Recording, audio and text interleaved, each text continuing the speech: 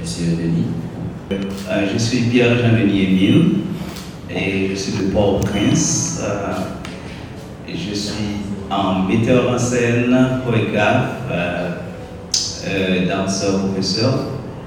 Et je suis le directeur de Haïti Dansano et de Dance Forever Academy. Et ça fait déjà plus d'une dizaine d'années que j'ai Haïti Dansano, mais j'ai aussi eu la chance d'étudier les beaux-arts, de danser dans des écoles très réputées en Haïti. Et quand je parle d'Haïti, je parle à Port-au-Prince. Et c'est là où j'ai fait aussi mes études primaires, secondaires et universitaires. Et je pense que j'ai une très bonne carrière, une longue carrière en danse, en plus d'être comptable, mais toute ma vie est basée sur la danse. Tout ce que je fais, mes projets, mes grandes aventures, mes grands contrats, donc c'est la danse. Donc je suis là pour parler de sujets assez intéressants, comment vendre notre culture, notre danse traditionnelle à travers le monde. Que je vais bientôt vous en parler. J'ai aussi eu la chance de m'implanter au Cap-Haïtien avec un public extraordinaire parce que c'est quand même une ville vierge et culturellement parlant. Je pense que le Cap avait grand besoin d'une école de danse. Et quand je suis venu au Cap-Haïtien pour travailler avec Marie-Louise David, parce que j'ai passé plus de 10 ans dans une grande école de danse de ballet classique, en plus chez Viviane Gauthier, mais c'est avec cette école-là que j'ai eu la chance surtout de venir au Cap-Haïtien pour y travailler. En fait, quand je suis venu en tant que professeur, parce que j'étais responsable de toutes les disciplines et vous allez connaître bientôt, parce que quand je parle de discipline, je parle des styles de danse qu'on pratique normalement, parce qu'il y en a beaucoup. Il y en a beaucoup. Et vous allez en savoir plus aussi sur le folklore, et pour ne pas aller trop loin, donc, j'ai pensé tout de suite, quand je suis venu au Cap-Haïtien, que j'ai fait une étude de sol, et j'ai vu qu'il n'y avait pas d'école de danse, il y avait des clubs, il y avait des trucs comme ça. Et pour moi, je me suis fait ce cadeau parce que je me suis dit, voilà, je dois continuer à danser parce que c'est une bonne partie. C'est bon, pour ne pas dire, c'est toute ma vie la danse. Donc, j'ai mis sur pied Haïti Dansano, qui a donc maintenant 13 ans d'existence. Et nous mettons la joie tout le temps à chaque prestation et dans le cœur de chaque Capois. Et on est dans le Grand Nord pour des activités, pour des festivités. Je ne vais pas faire de grande introduction car vous avez fait déjà une grande introduction. On va commencer avec disons, une série de questions assez intéressantes, donc juste pour rester dans le thème et puis aussi faire le tour du personnage donc, et son parcours, etc. Donc maintenant, vous avez parlé, disons, de plusieurs catégories de danse et j'ai cru entendre que vous avez eu certains professeurs comme Viviane, la grande Viviane. Oh là là, c'est une icône en question de danse. Maintenant, la question que je voulais vous poser, donc c'est ma première question, et c'est dans quelle catégorie de danse est-ce que M. Denis Émile, est-ce qu'il évolue? C'est le folklore, la danse traditionnelle, comme je vous ai dit rapidement tout à l'heure, que le folklore haïtien, et surtout j'ai eu un très grand parcours, et c'est là que quand j'ai commencé à danser, j'ai commencé à faire le hip-hop et les danses sociales. Les danses sociales qu'on connaît aussi sur le nom de ballroom en anglais, ballroom, et les danses de salon. Ok, cha-cha-cha, salsa, compas et la trier. Mais quand j'ai vu, bon, ça va être un petit peu long parce que ça fait partie de mon histoire. Et quand j'ai eu la chance de faire connaissance avec cette danse, qui est la danse de chez nous, le folklore, j'ai vu que en faisant les danses sociales et le hip-hop, je perdais mon temps. Parce que normalement, je dépensais beaucoup pour apprendre à danser, ces disciplines-là. Et quand j'ai vu, bon, j'ai commencé avec Haïti Chaka Dance en premier lieu, puis j'ai fait en même temps Viviane Gauthier, en même temps Haïti Chaka Dance et Viviane Gauthier. Et c'est là que j'ai eu un coup de cœur pour la danse folklorique. La danse folklorique m'a choisi. Et oui, parce que Viviane m'a dit, mais tu as vraiment du potentiel et pour le folklore. Donc il faut vraiment que tu continues. Et vraiment, cet amour grandit. Avant 3 mois, j'ai commencé à voyager avec Chakadas, Haïti Chakadas. Et j'étais aussi, j'ai pu aussi entrer dans la compagnie de Viviane Gauthier. Avant 3 mois également, on a fait 1804, un spectacle de danse avec Frédéric Surpris. Donc, c'était merveilleux.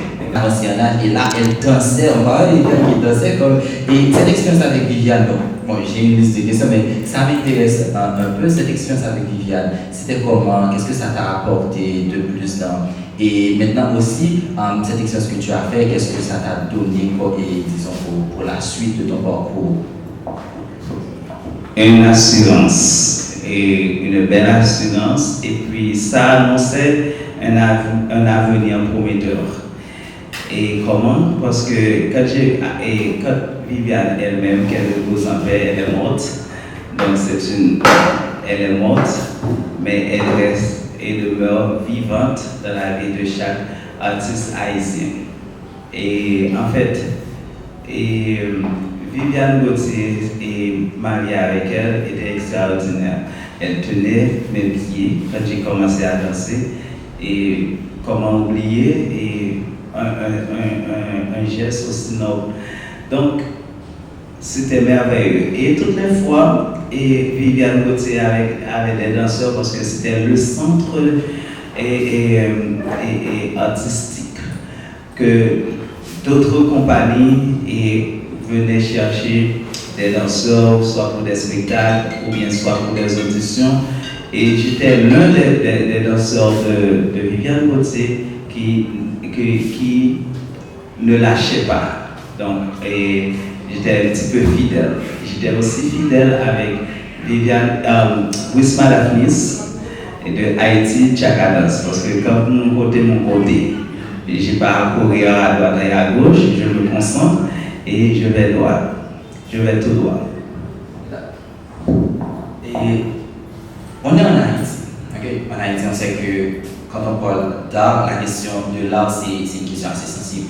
Et on sait qu'on ne vit pas vraiment de l'art en Haïti, mais pourquoi la danse? Et pourquoi la danse est un moment qui t'a marqué, disons, quand tu as commencé, disons, de la période où tu as commencé jusqu'à maintenant? Pourquoi la danse? Je pense que ce n'est pas une chose facile, surtout dans notre communauté. C'est dans notre mentalité, un homme ne danse pas. Ouais, parce que ça reste toujours un tabou. Maintenant, ça évolue plus ou moins. Mais ma plus grande joie, c'était de me faire accepter. Parce que mes parents disaient, mais qu'est-ce que tu trouves à danser? Je leur ai fait comprendre que la danse signifie beaucoup de choses pour moi. Et je m'imposais carrément, parce que je me rappelle toutes les fois que je rentre à la maison, j'avais mon baladeur à l'oreille et puis je fredonnais les musiques folkloriques et je rentrais en dansant. Mais oui, donc, et je m'impose carrément Ok, et puis bon, moi faire comprendre et accepter. Et l'une de mes plus grandes joies, c'est que par exemple, un spectacle, après que vous venez accepter, c'est pas invité au fâche avec. Ça veut dire que de côté, moi sorti victorieux.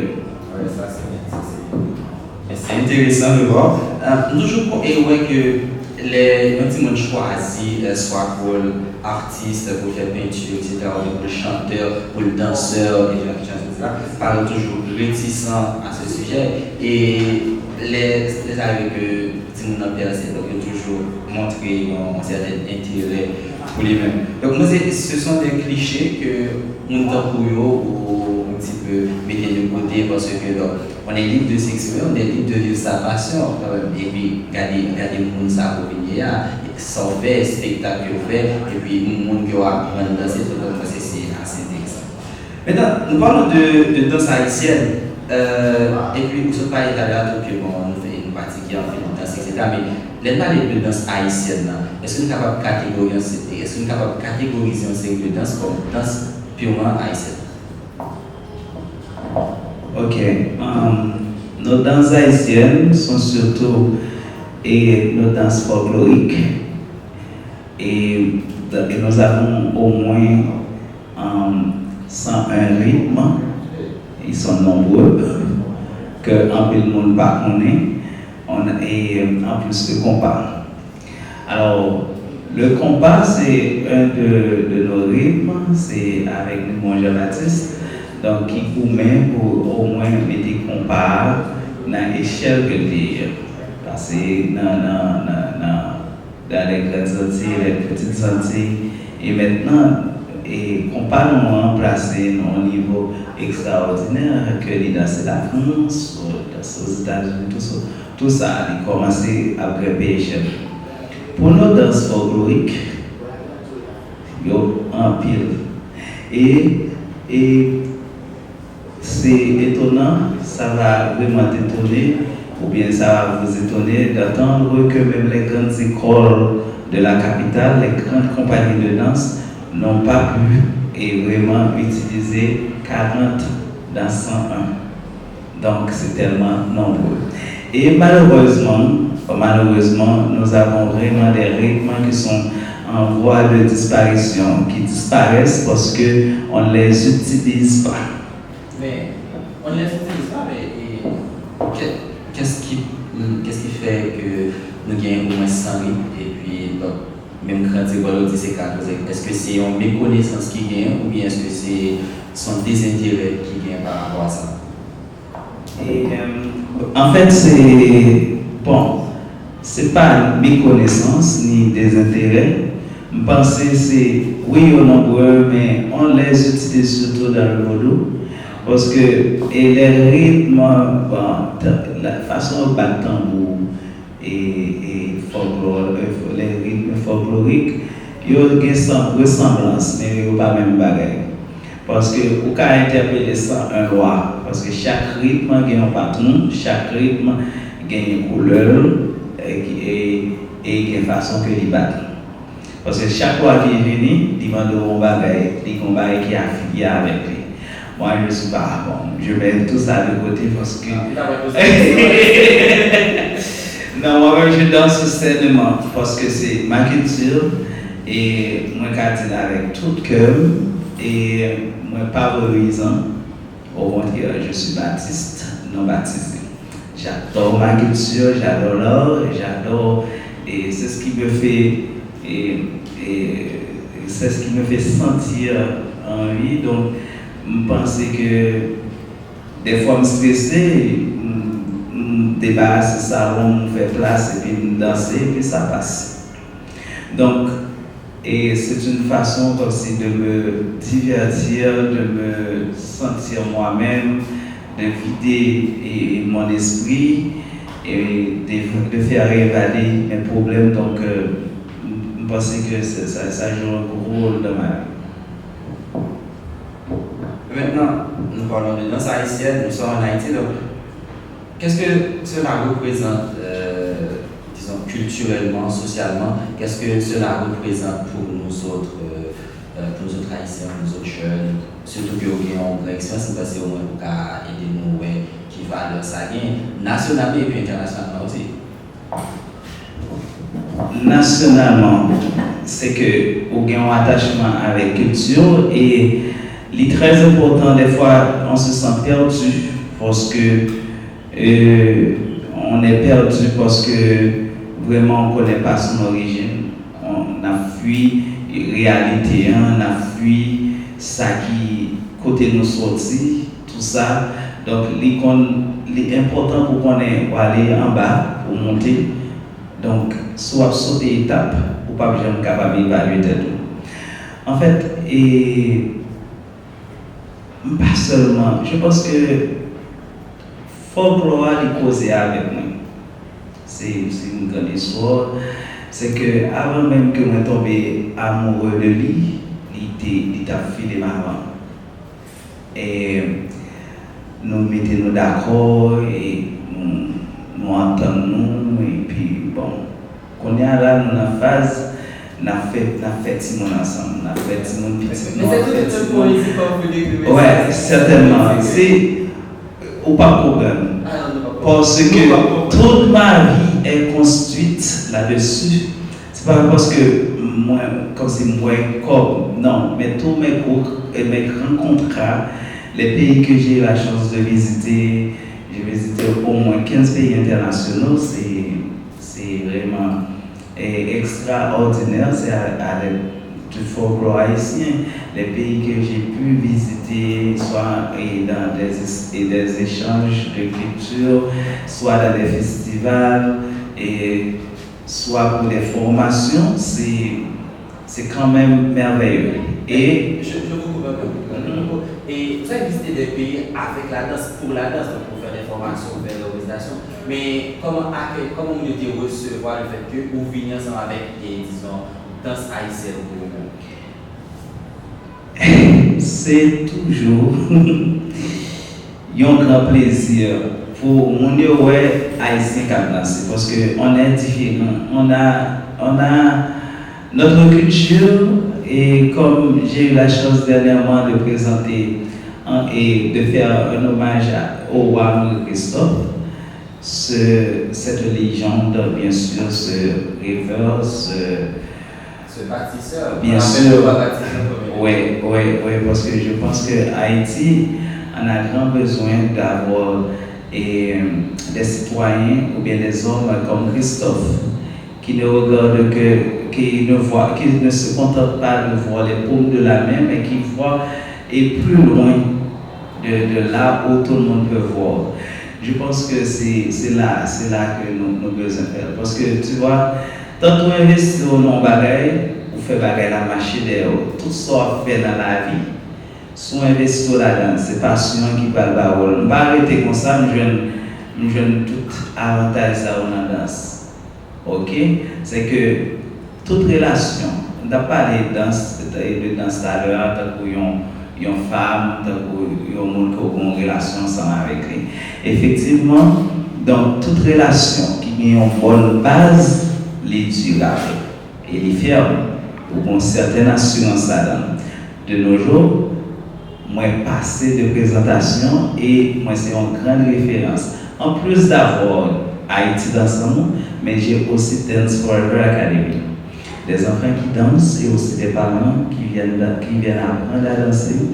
Et c'est eux même tout qui permettent que Haïti dans ce monde courant parce que j'ai aussi au moins 5 ou 6 professeurs qui travaillent déjà dans Dance Forever Academy et qui enseignent dans les différentes écoles et au Cap Haïtien et qui font aussi des voyages avec moi.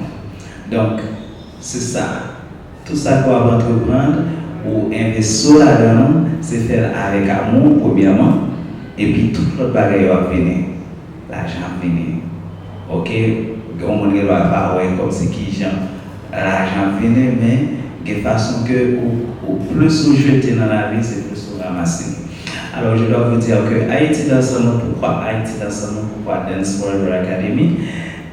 Haïti dans son nom, ce sont des jeunes professionnels, des étudiants. Maintenant, on commence à prendre des élèves parce que on voit quand les étudiants commencent à travailler, ils ne viennent plus et parce qu'ils ne pourront plus parce qu'ils ont des horaires très très très exigeants. Maintenant, je les prends à bas âge et à la base, donc pour que ça continue, pour que ça grandisse. Donc ça explique un petit peu le nom et Dance Forever. Ok, Dance Forever, c'est la partie économique.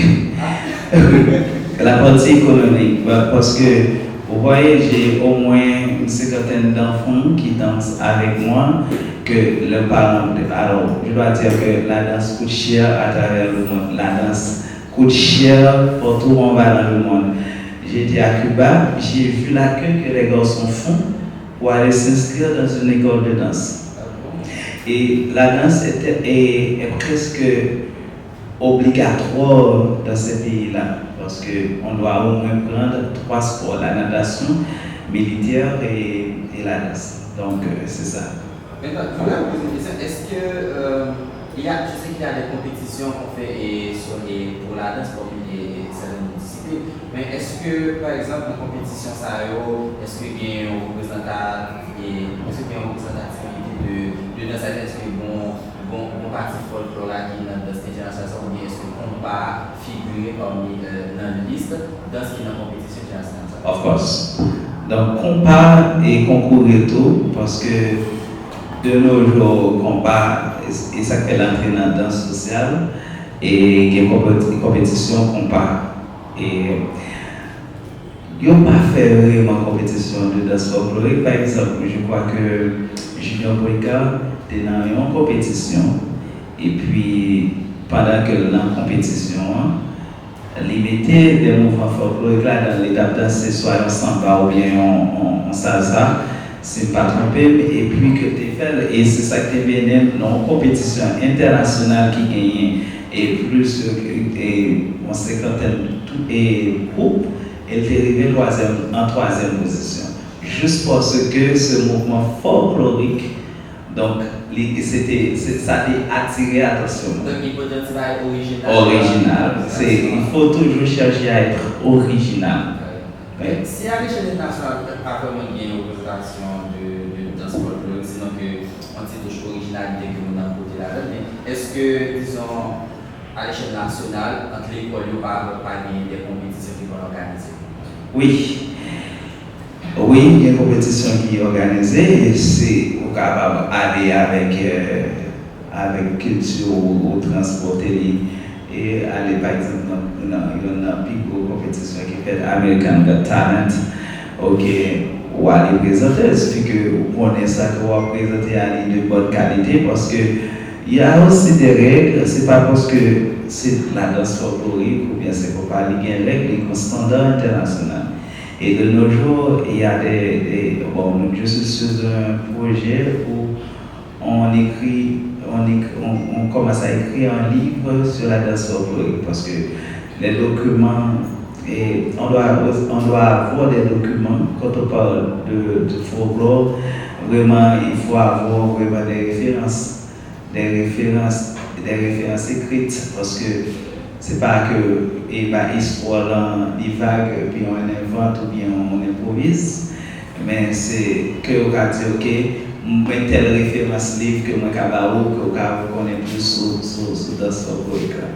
Donc c'est tellement vaste et donc c'est pas qu'on va parler de chaque rythme que on va finir le adapter vraiment très court. C'est pas vrai. Ouais. Donc, et bon, c'était nos 6 minutes, ça c'est une petite question que nous avons envie de poser, mais nous ne pouvons pas poser, donc protéger un petit peu circoncis. En termes de structure, on connaît tout pareil, mériter d'une structure, mais en termes de structure, est-ce que dans ce folklorique-là bénéficie d'une structure? Est-ce qu'il y a une assistance au niveau du ministère de la Culture?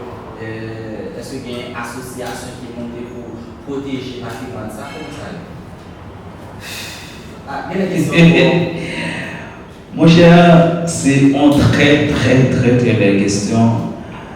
Je pense que toute compagnie qui existe sous Dansio, c'est vrai qu'il y a le ministère de la Culture, mais je ne vais pas arriver sur Jean-Denis.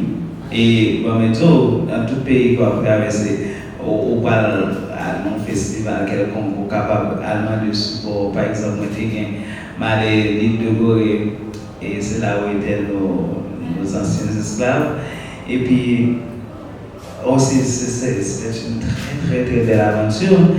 Mais le pour déplacer, ou pas d'assistance, par exemple, j'ai cette école depuis d'une dizaine d'années. Plus de 10 ans, nous allons 15 ans bientôt. Imaginons que toute belle travail, ça va faire aucun assistance ministère de la Culture. Oui, moi, je n'ai pas tant, moi, depuis belle lurette, mais ok, nous connaissons ces gens de Nice, c'est quel que soit le monde qui vient, soit pour une vidéo, nous avons de très bonnes relations avec un pile grand artiste. Et dans la musique haïtienne, ou bien comme si nous avons appelé un cinéma ou bien nous les font bagaille, il y a pour contacter Haïti dans ce nom, c'est clair, parce que nous, c'est une belle référence. Mais, et pour assister économiquement, non. Par exemple, si nous avons Haïti dans ce nom qui paye un bout, qui n'a jamais fait qu'un pendant tout le temps ça, amour, tout simplement. Amour, détermination, vision, tout ça. Et c'est une raison qui fait, je me parle qui fait que nous avons Dance Forever Academy, quelque part comme tu as créé partie financière pour qu'il y ait l'école. Et c'est par des shows et des spectacles qui fait que nous sommes là. Et même là, écrit une instance, nous avons vraiment des sponsors qui sont très fidèles avec nous. Mais comme c'est qui toujours, par exemple, Akoueda qui héberge et mes professeurs. Et pendant plusieurs années, qui est Alliance française, autant pour nous dire qu'il y a des gens qui viennent mettre travail, Jean-Denis à faire, c'est qui toujours supportent mon spectacle.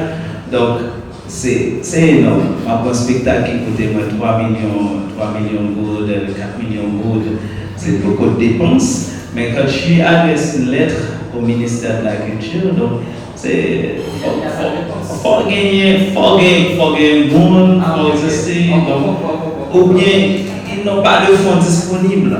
Donc c'est ça, même parce que et tout ça aurait changé parce que normalement travail était focus sur le bon travail qu'on va faire et jour pour étoile ouvrière.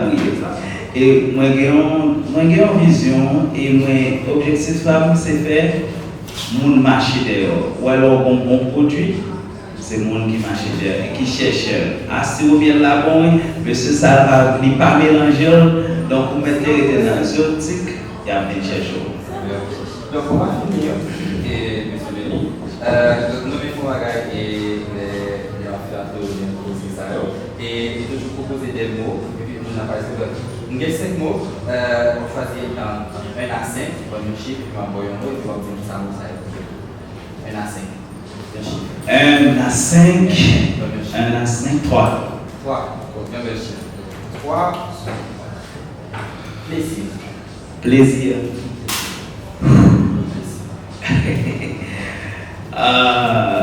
Est-ce que j'ai un livre en plaisir? Oui, mais pas avec Haïti dans son nom. Parce que les designs, plus moi sorti.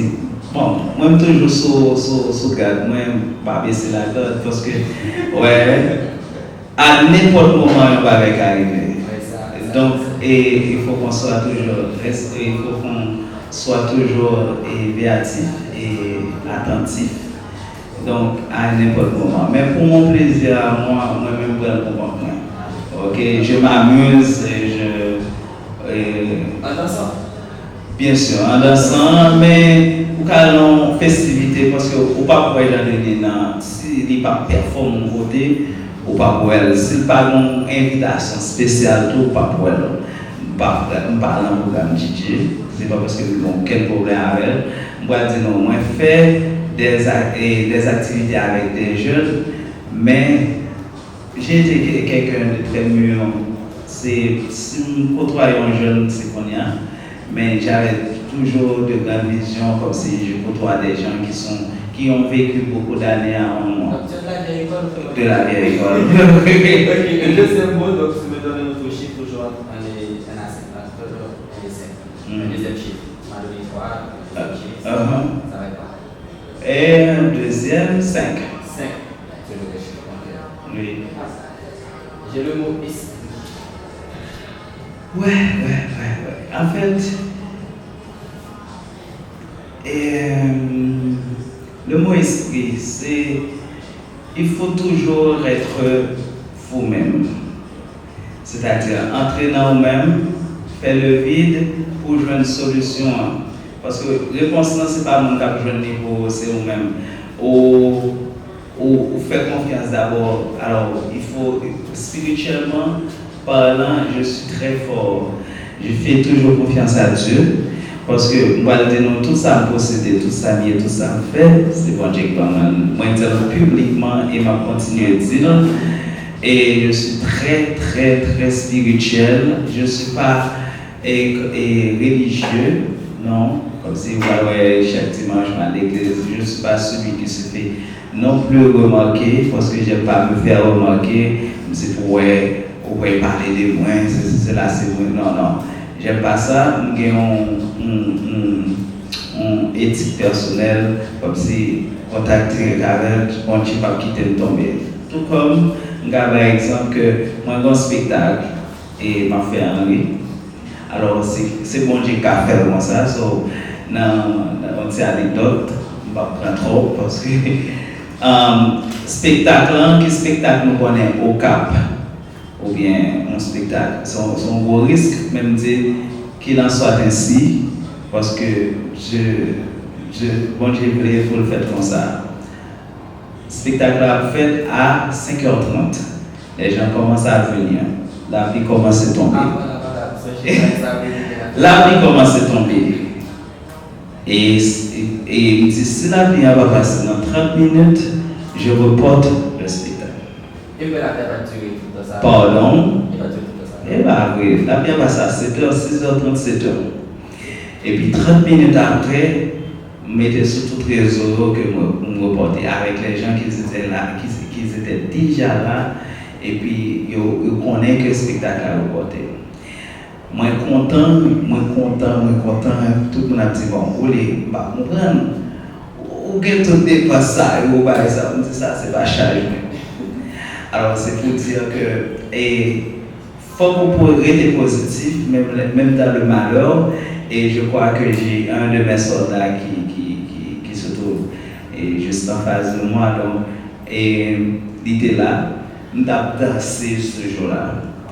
Parce que, bon, pour nous comprendre, je ne suis pas en train de vous prêcher, mais je dois vous le dire parce que c'est ça qui rend nous. Je n'ai tout pouvoir ça au monde. C'est pas ça qui donner un message. Exactement, certainement. Je n'ai tout pouvoir ça comme c'est pour et toute célébrité, ça c'est tout honneur, toute gloire, les divines de bon Dieu parce que je ne vais pas personne l'autre monde. C'est bon Dieu faire comme ça, il fait parce que nous disons que volonté vous faites, sauf les reporter, et puis je commence à danser. Et puis vraiment, je me reporte le spectacle là. Et dimanche, je me reporte là, il était bien choisi. Tout le monde, bon Dieu fait. Et les gens sont venus, pas de carton encore pour vendre la barrière, et puis il a rentré. Il a fermé la barrière, on a venu. Donc c'est pour dire qu'il faut rester toujours positif, et puis quoi dans ça, bon Dieu lui-même il a fait. Quoi dans ça, dans le message tout, parce que bon Dieu qu'on répond à un problème là-dedans, et puis on ne pas comprendre le message, on ne pas comprendre et réponse non. Donc il faut vraiment rester attentif, pas faire tête chaud, et puis ou avoir une réponse que vous avez besoin. D'accord. Merci, M. Denis. Merci, Président, ça à côté maintenant. Donc, nous passons, nous sommes occupés, mais dans 30 minutes, ensemble. Dans 30 minutes, M. Denis, c'est quelque chose. Et M. Denis, d'y parler ça, et au moins côté lumière sur certains points pour nous-mêmes, parce que c'est vraiment facile d'évoluer dans le milieu de l'art, au Cap, surtout parce que au Cap, c'est vrai, c'est un temps au Cap qui nous ouvre comme ça, mais nous sommes toujours confrontés à une situation et le manque de sponsors, donc c'est évoqué là, et puis tout, le fait que il y a un esprit qui est assez éthéré au Cap, qui pas vraiment ouvert sur certaines choses, donc il y a un cliché et avec eux, et il y en a qui travaillent sur toujours. Merci monsieur Denis de ce côté-là, merci nous-mêmes parce que dommage, il y a au moins 2 questions. Nous sentons qu'il y a quelques questions, malheureusement le temps est court. Le temps est court et vous êtes pressé aussi. Bon, pas tout à fait. Je vais vous prendre quelques questions et qui ne sont pas trop longues. Donc c'est ouvert parce que. Il y a plein de questions. S'il y en a, bien sûr. S'il y en a, donc on fera 2 questions. Mais sinon, je voulais poser quand même une question. Oui. La mienne est un peu à caractère personnel. Vous avez dit que vous avez passé une majeure partie de votre carrière à Port-au-Prince. Qu'est-ce qui vous a réellement motivé à venir au Cap-Haïtien? Le travail. Le travail, mais c'est surtout, c'était dur parce que à Port-au-Prince, les choses ne sont pas pareilles qu'à Cap-Haïtien parce que tout est différent. Et le prix qu'on te paie est différent. Et puis bon, j'ai dû trouver 2 ou 3 autres activités pour combler le salaire que j'avais à Port-au-Prince. Parce que à Port-au-Prince, j'avais beaucoup de contrats, on m'appelle de partout. Et pour les écoles kindergarten, j'en avais plus que 5. Et ce sont des écoles qui paient. Donc, vivre à Cap-Haïtien était plutôt un rêve ou bien une très bonne destination parce que